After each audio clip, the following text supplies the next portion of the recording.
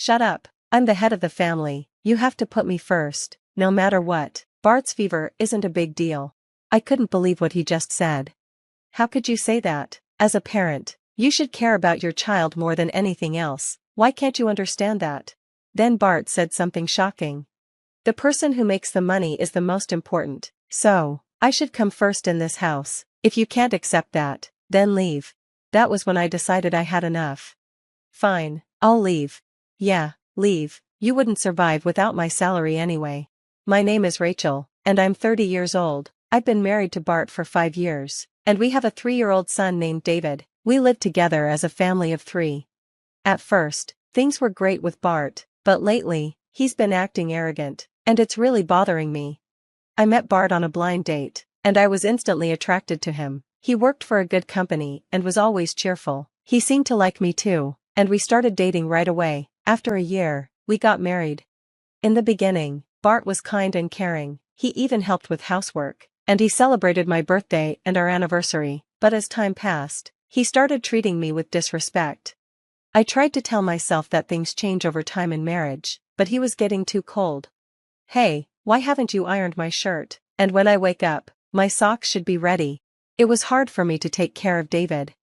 You're not a child, you should get your own clothes ready. Huh? How dare you argue with your husband? I'm the one providing for you, so you should do as I say. Bart started acting like this after David was born, and I didn't want to get a divorce right away because of our son. But there's another problem. Bart doesn't contribute much to our family budget. He earns $2,500 a month but only gives me $500, saying it should be enough. He spends the rest of his salary on clothes, golf, and other things. It's not enough to cover everything, and we can't even save money for the future or pay for David's education. No matter how much I try to talk to him, he says, "I'm giving you enough money, use what I give you." I keep asking Bart to contribute more, but he won't listen, and we end up fighting. Meanwhile, he complains about how I do housework. It's impossible for a family of 3 to live on just $500 a month, so, to save money, I cook small portions or cheap meals with inexpensive ingredients. We end up eating the same thing a lot. But Bart complains about it, saying, "You're a useless wife who can't cook." Our relationship was falling apart, but I still put up with it until David turned 3. Then something happened that made me realize I couldn't take it anymore. One evening, David was unusually quiet. I thought he might be sick, so I checked his forehead and found he had a high fever. I took his temperature, and it was really high. I rushed him to the hospital, but it was already closed, so we went to the emergency room. There were a lot of people waiting, and it took a while to be seen by the doctor. I tried to comfort David while we waited, telling him, "We'll be called soon. Hang in there." Finally, the doctor saw us, gave David some medicine, and sent us home. I gave David something easy to eat, gave him medicine, and put him to bed while I cooled his forehead. I felt a bit better, but it was the highest fever he had ever had, so I was really worried and exhausted. Then I heard the sound of the key turning in the lock. Bart had come home. "I'm home. Welcome home. Where's my dinner?" "I'm sorry, I'll make it now." I was lying on the couch and was about to get up to go to the kitchen. "What do you mean? Are you kidding me? You think I'm an idiot?" "Sorry, but David had a high fever, so we went to the hospital. I haven't eaten either."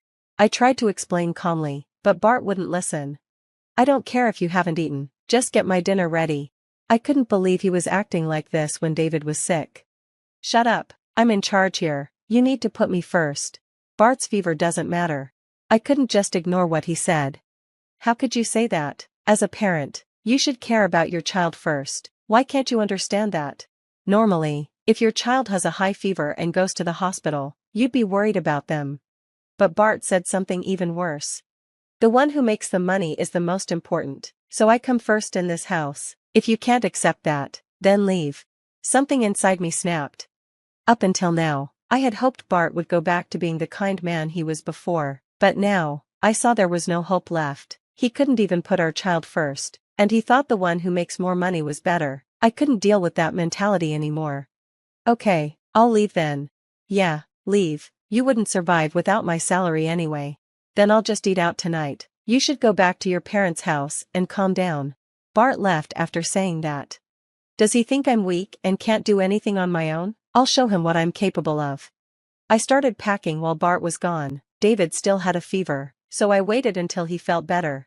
Once David was asleep, I was ready to leave anytime. The next morning, when David's fever had gone down, I went to check on him. He was still sleeping. After wiping off his sweat and dressing him, I went to the kitchen for breakfast. That's when I ran into Bart, who was leaving for work. When he saw me, he smirked. "What, you haven't left yet?"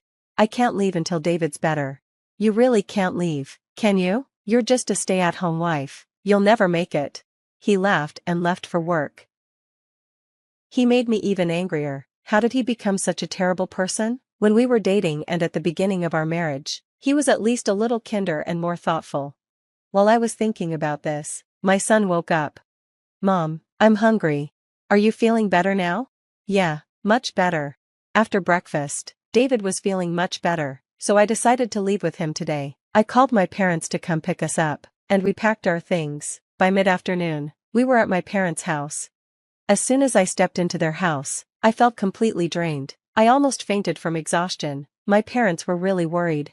"Are you okay, Rachel?" "Yeah, I'm sorry. I think I've been trying so hard to protect us. I didn't realize how much it was taking out of me." "Wow, Bart must have really pushed you a lot." "Yeah, it was more than just emotional abuse." Both of my parents were shocked when they heard how bad things had gotten with Bart. "Grandpa, let's play together." "Okay, let's play. Can we go buy some snacks?" "Snacks? Yes, I want some too." Dad took David out to give me some rest. "You should lie down and rest," Mom said, giving me some blankets. I thanked her and lay down, falling asleep right away. A few hours later, I woke up to the smell of something delicious cooking. It was already evening, and my mom was making dinner. When I went to the dining table, I saw a colorful spread of delicious-looking food. David was so excited, saying, "It looks yummy."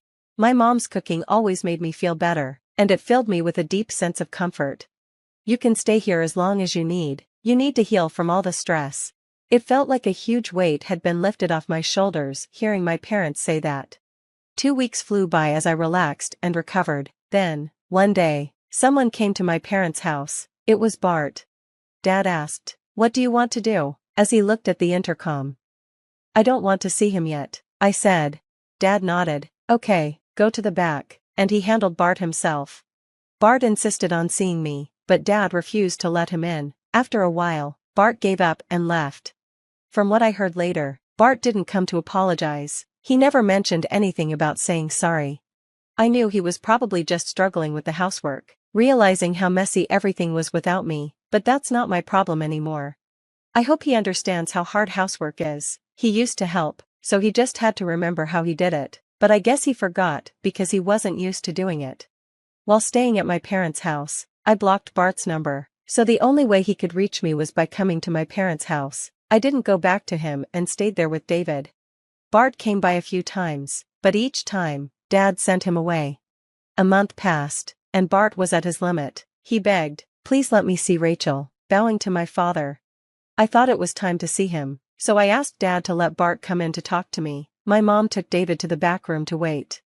When I saw Bart, I was shocked. He looked awful. His hair was messy, and his clothes were dirty and wrinkled. He had come straight from work, but his suit looked like he had slept in it. "Hey, Rachel, you've had enough now, right? Just come home." That was the first thing he said when he saw me after a long time. In that moment, all my hope vanished, and I felt like a cold wall was growing between us. I need to get away from him as soon as I can. I don't know what you're thinking, but if you're not going to say anything, my house is a mess, and I don't know what to do. As my wife, you should do your duty, Bart said, even though my father was right there. My dad looked shocked, because Bart was repeating everything I had told him about how he treated me. "Is that all you have to say? Normally, you should be apologizing," my dad said. "Huh?" Bart looked confused. "Why should I apologize? You're the one who left me, and you're not doing any housework. I came all the way here after you did something selfish." Is he for real? I can't save him anymore. If you really think like that, then there's nothing more to talk about. Let's divorce. I took out the divorce papers I had prepared when I came to my parents' house and handed them to him. "Huh? Divorce? Why are you saying this all of a sudden?" "All of a sudden? Are you kidding me? Do you have any idea how much you've hurt and tormented me?" "Honestly, I should have asked for a divorce a long time ago. You make me do everything you don't want to do, and you don't even help me with raising our child. You only put a little money into our family budget. There's no way we can live on just $500 a month. How can you not understand that? You only care about yourself, don't you? Bart looked stunned, not expecting me to be this angry.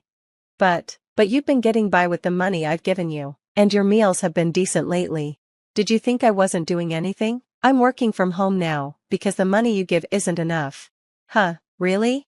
I knew I couldn't give David a better life if I didn't do something, so I started looking for a remote job. I found one as an English teacher. I had lived in the US when I was younger, and I spoke English fluently. I had attended international schools and studied English literature at university, so I was well qualified. I began teaching right away, and I thought of creative ways to make learning English fun for my students. As a result, I started studying Western movies and music, and decided to create my own teaching materials by gathering phrases that could be used in everyday situations. Many people who want to learn English love Western movies and music, so I adjusted the movies and artists I used based on each student's preferences. This worked really well for my students, and many of them started asking me for help. Because of that, I'm now making a decent amount of money. I had no idea. How much are you making? About $4,000 a month. What, that much?